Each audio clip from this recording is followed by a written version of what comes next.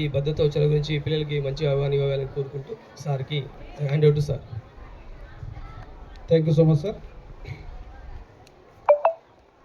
ఈరోజు కార్యక్రమం ఏంటంటే రోడ్డు భద్రతా వారోత్సవాలు జనవరి 13 నుంచి 24 వరకు, అంటే జనవరి 13 నుంచి 24 వరకు మన తెలంగాణ గవర్నమెంట్ మా DGP sir Shivadhar Reddy sir మన ఆధ్వర్యంలో నడుస్తూ ఉంది.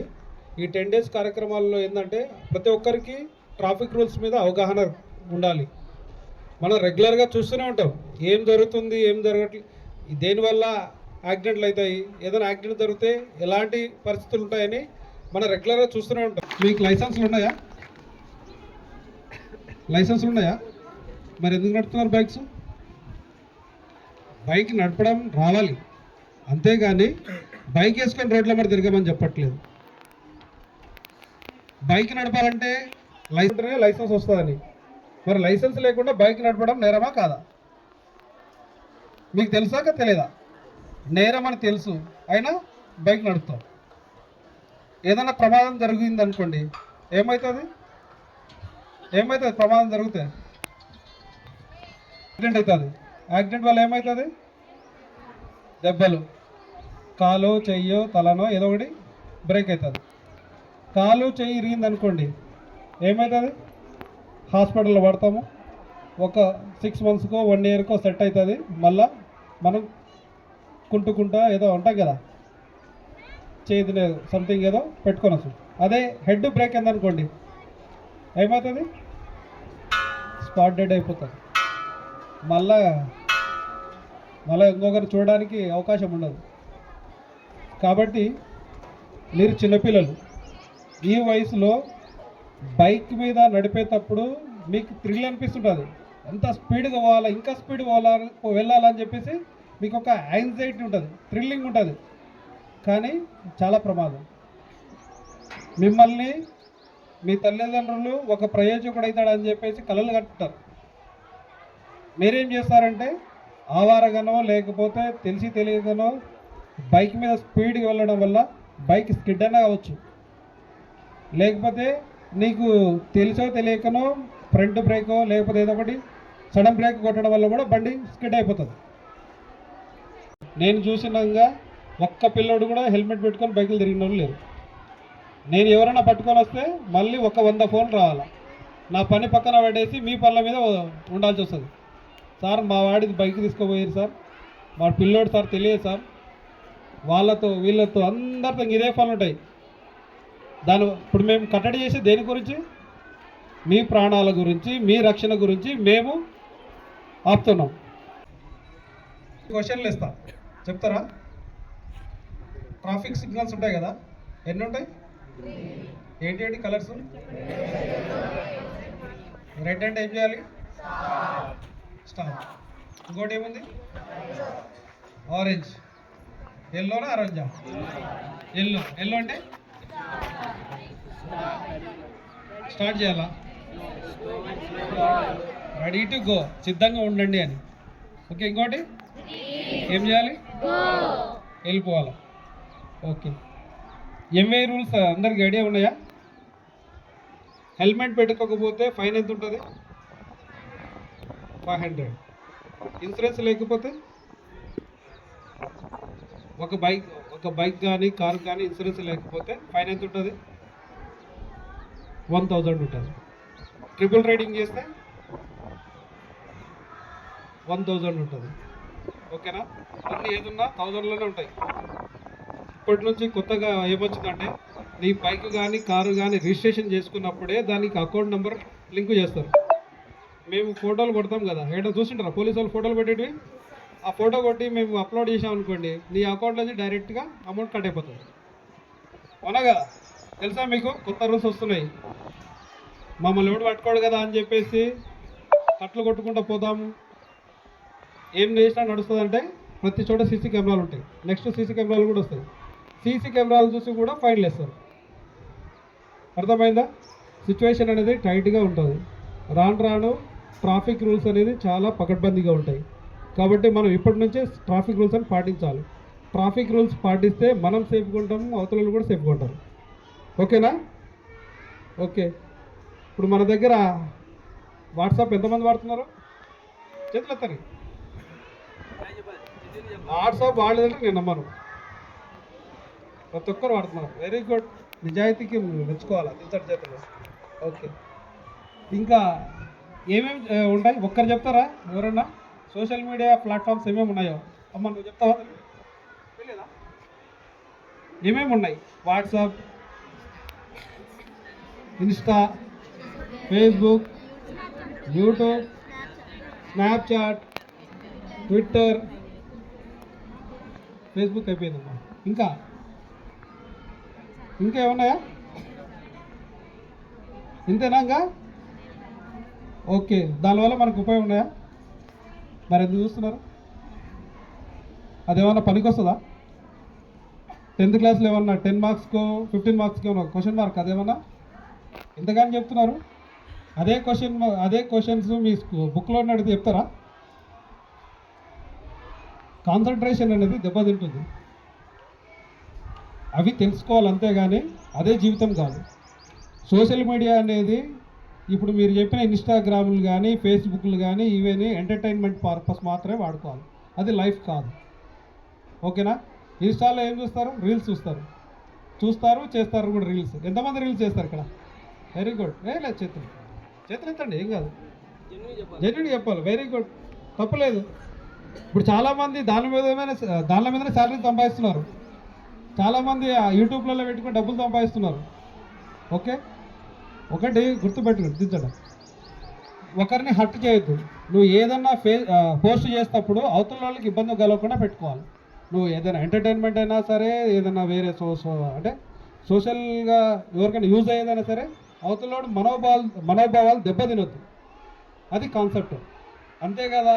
నాకు రైట్ టు యాక్ట్ ఉందా? కాన్స్టిట్యూషన్లో ఏ ఆర్టికల్ నెంబర్ ఎంత? స్వేచ్ఛ హక్కు. స్వేచ్ఛ అంటే ఇంగ్లీష్లో ఏమంటారు సార్? ఐడియా? ఫ్రీడమ్ ఉందా? Right to freedom article number ఇంకా రాలేదా మీకు? కాన్స్టిట్యూషన్ ఏం రాలేదా? 21 జీవించే హక్కు. అంటే నువ్వు లైవ్ అంటే బ్రతకడానికి హక్కు. అది 21 అనేది. 19 నాకు ఆర్టికల్ 19 ఉంది, నా ఇష్టం వచ్చినట్టు చేస్తా అంటే కష్టం. ప్రతి ఒక్కడికి ఒక ఏమంటారు, వానికి కూడా ఒక ఆత్మ అంటే మనోభావాలు ఉంటాయి. ఆ మనోభావాలు దెబ్బతినద్దు. ఓకేనా? రీల్స్ చేసినా రీల్స్ చూసినా కామెంట్లు పెట్టకండి. ఇంకోటి, వాట్సాప్ వచ్చిన తర్వాత చెడిపోయారు మొత్తం అంతా. వాస్తవంగా ఏం పని పాట లేకుండా హాయి బాయిలను పెట్టుకుంటా పొద్దునోగులు చిట్చాట్ చేసుకుంటూ ఉన్నారంతా. దానివల్ల వచ్చేది ఏమి లేదు. గుర్తుపెట్టుకోండి అమ్మా, మీరు ఈ వయసులో చదువుకునే వయసు ఇది, మళ్ళీ రాదు చదువుకునే వయసు. నేను మళ్ళీ ఇప్పుడు 9th క్లాస్ రావాలంటే నేను రాగలుగుతానా? 10th క్లాస్ చదువుతా అంటే వస్తానా? చదవచ్చు, కానీ ఏమనుకుంటారు? చూడడానికి ఎట్లా ఉంటుంది? బాగోదు. అవి ఎప్పుడు తెలుసా? మీకు ఎప్పుడైనా రేపు పొద్దున ఉద్యోగం వచ్చింది లాస్ట్ 7కి వస్తారంటే పోలీస్ స్టేషన్లో నీ మీద ఏమైనా కంప్లైంట్ ఉన్నాయా లేదా ఎస్ఐ గారితో ఒక సర్టిఫికేట్ తీసుకురండి అని అడుగుతారు. అప్పుడు మీ బయటపడతాయన్నీ. ఈరోజు అన్నీ నోట్ చేసుకుంటాం అంతా. మీరు చేసే అల్లరి చిల్లర పనులన్నీ నోట్ చేస్తూ ఉంటాం. కాబట్టి బీ కేర్ఫుల్గా ఉండండి. మీరు అల్లరి అంటే చిన్నపిల్లల చేష్టాలుగా చేయకండి, అల్లరి చేయకండి. ఈవిటీజింగ్ అనేది చాలా డేంజర్. ఒక్కసారి కేసు బుక్ అయిందనుకోండి, మీకు లైఫ్ లాంగ్ అది వెంటాడుతూనే ఉంటుంది. ఎవరైనా సరే ఆడపిల్ల అయితే, మన ఇంట్లో కూడా ఆడపిల్లలు ఉంటారు కదా. మన సిస్టర్ను కూడా మనం వేరే వాడు ఎవడన్నా ఈవిటీజింగ్ చేస్తే మన కోపం రాదా? వస్తుంది రాదా? మరి వీళ్ళు ఆడపిల్లలు మీ ఇంట్లో వాళ్ళకి కదా. కాబట్టి దృష్టిలో పెట్టుకోండి, ఎవరైనా ఆడపిల్లనే. మన ఇంట్లో అయినా పిల్లైనా సరే, పక్కింటి వాళ్ళ పిల్లైనా సరే ఆడపిల్లలాగానే ట్రీట్ చేయాలి. మనం ఇష్టం వచ్చినట్టుగా మాట్లాడతాం. ఏమన్నారు కదా, మనల్ని ఎవడేమంటాడు, ఏమన్నా కూడా ఎవడో కూడా వచ్చి రికమెండ్ చేస్తాడు కదా, ఆ ధోరణిలో ఉండకండి. ఓకేనా? కొంచెం సోషల్ మీడియాని తగ్గించుకోండి. 10th క్లాస్ ఎంతమంది ఉన్నారు ఇక్కడ? అంత మ్యాక్సిమం 10th క్లాస్ వాళ్ళు. ఓకే, ఇప్పుడు 10th క్లాస్ ఇప్పుడు ఎగ్జామ్స్ ఉన్నాయి. మీకు ఎప్పుడు ఇచ్చారు? డేట్ వచ్చిందా? మార్చిలో ఉండొచ్చు. కాబట్టి ఈ ఉండే మహా అంటే హార్డ్లీ ఒక 50 డేస్ 40 డేస్ ఉంటుంది. ఈ 40 డేస్ ఫోన్లను చూడకండి, ఇక టీవీలకి బంద్ చేసేయండి. ఓన్లీ హెడ్ అనేది ఓన్లీ మన పుస్తకాల మీదనే కాన్సన్ట్రేషన్ చేసుకోండి. ఈ 40 రోజులు 45 రోజులు మీరు కష్టపడితే కనుక గుర్తుపెట్టుకోండి, ఎక్కడ పోయినా కూడా నీ 10th క్లాస్ మేమనే చూస్తారు. నీ 10th క్లాస్లో ఎన్ని మార్కులు వచ్చాయని చూస్తారు. నువ్వు రేపొద్దున ఐపీఎస్ అయినా ఐఏఎస్ అయినా కూడా ఏ ఉద్యోగంలో చేరినా కూడా నీకు 10th క్లాస్లో ఎన్ని మార్క్స్ వచ్చాయని చూస్తారు అంతే. మీరు అదే కాన్సన్ట్రేట్ చేయండి. ఇప్పుడు కానీ మార్క్స్ తక్కువ వచ్చినాయనుకోండి, లైఫ్ లాంగ్ ఎంటాడుతూనే ఉంటుంది. నేను 10th క్లాస్లో బాగా చదివింటే బాగుండే అని అప్పుడు మళ్ళా తలుచుకోవాల్సి వస్తుంది. కాబట్టి ఇప్పుడు ఈ 40-45 డేస్ హార్డ్లీగా మీరు బాగా కష్టపడండి, ఇష్టంతో చదవండి, మంచిగా రాయండి. మీకు ఏమైనా డౌట్స్ ఉంటేనే క్లియర్ చేసుకోండి. Okay, thank you sir. ఈ అవకాశం మీరు ఇచ్చినందుకు కృతజ్ఞతలు సార్. అందరూ ట్రాఫిక్ వైలెన్స్ అనేది పాటించాలి, ట్రాఫిక్ రూల్స్ పాటించాలి. ఎవరు కూడా వైలేట్ చేయకండి. మీ ఇంట్లో వాళ్ళకి చెప్పండి, మీ రిలేటివ్స్ చెప్పండి, ట్రాఫిక్ రూల్స్ అనేది పాటించండి. ఏమన్నా యాక్సిడెంట్లు అయితే కనుక హాస్పిటల్కి బిల్స్ అనేది కట్టలేము, చాలా ఇబ్బంది అవుతుందని చెప్పుకోవాలి. ఓకేనా? ఇక్కడ ఇటు చూడండి, ఇటు కాదు, కాన్సన్ట్రేట్ అడిపోతుంది అంతా. ఒక్కసారి ఇవి చూసి చెప్తారా? ఏం చేస్తుండేనా? ఫోన్ మాట్లాడుతూ పోతున్నాడు. ఒక చేయి రైడ్ ఉంది, ఇంకొక చేయి ఫోన్లో ఉంది. ఏమవుతుంది ఇట్లా పోతే? అంటే సడన్గా ఏదైనా వచ్చింది అనుకోండి, బైక్ ఆపుతాడా? ఏదైనా కుక్క సడన్గా అడ్డం వచ్చింది ఏమవుతుంది? పోయి దానినే కుద్దాలా, లేకపోతే ఈయన కింద పడిపోవాలి. ఏదైనా గుంత వచ్చింది అనుకో, రాయి వచ్చింది అనుకో, ఏం చేస్తాడు? కంట్రోల్ అవుతుందా? లేకపోతే కొంతమంది ఇట్లా పెట్టుకుంటారు, రెండు చేతులు పెట్టినప్పుడు ఫోన్ ఇట్లా పెట్టుకుంటారు, ఇట్లా పోతూ ఉంటారు. ఏమవుతుంది? ఇదంతా నర్వ్ సిస్టమ్ అనేది దెబ్బతింటుంది ఎప్పుడోసారి. వాడి మెడ ఎప్పుడు కూడా ఇట్లా అయిపోతుంది, ఇక వంకర అయిపోతుంది. ఈయనేం చేస్తున్నాడు మహానుభావుడు? మంచిగా తాగకుండా ఎంజాయ్ చేసుకుంటా జర్నీ చేస్తున్నాడు. ఎంజాయ్ చేస్తున్నాడా? వానికి లాస్ట్ డ్రైవింగ్ ఇదే అనుకుంటా. ఉంటుందా నెక్స్ట్? ఇప్పుడే ఎంజాయ్ చేస్తాడు, తర్వాత వీని ముందర ఎంజాయ్ చేస్తారు, తర్వాత వీని పడుకోబెట్టి. ఈయనేం చేస్తారు? ట్రిపుల్ రైడింగ్ చేస్తున్నాడు. మంచిగా ముగ్గురు పోతారు దోస్తులంతా కలిసి. ఓకేనా? ఇంకా వెంటనే ఆల్రెడీ తెలుసు కదా సిగ్నల్స్ అంతా. ఇది ఉంటే ఏం చేయాలా? దీని దీని సింబల్ ఏంటి అర్థం? స్టాప్ చేయను కదా, ట్రిపుల్ రైడింగ్ చేయొద్దని. ఇది లాస్ట్లో వినపడుతుందా? అర్థమైంది? విబ్రా క్రాసింగ్ ఏం లేవు ఇక్కడ. పిల్లలు ఎవరు నడుస్తున్నారు? రోడ్డు క్రాస్ అవుతున్నప్పుడు ఒకవేళ ఈడ అడ్డం పెట్టినాక పోవద్దు అన్నట్టుగా, కానీ ఇది ఉంది పోవు అని చెప్పింది. కాబట్టి వీళ్ళు ముందర పిల్లలు ఉంటారు, లేకపోతే పాదాచారులు ఉంటారు, జాగ్రత్త వెళ్ళండి అని దీని సింబల్. ఇది ఎప్పుడు వాడద్దు? డ్రైవింగ్ చేస్తాం, రోడ్డు క్రాస్ చేయొద్దని. ఎక్కడ కూడా ఈ సింబల్ ఉంటాయి కనుక ఎక్కడ కూడా క్రాస్ చేయొద్దు. ఓకేనా?